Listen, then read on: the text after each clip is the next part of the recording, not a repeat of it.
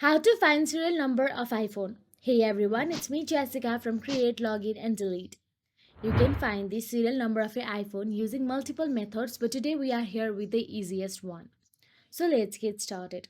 First of all, open the Settings app on your mobile device. Now, once inside the Settings app, scroll down and there you will get to see General option available.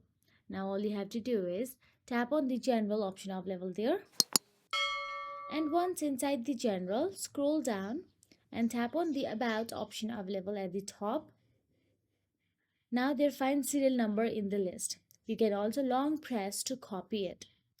You can also check if your iPhone won't turn on or check Apple ID website or look on the SIM tray for iPhone 4S to iPhone 6S models.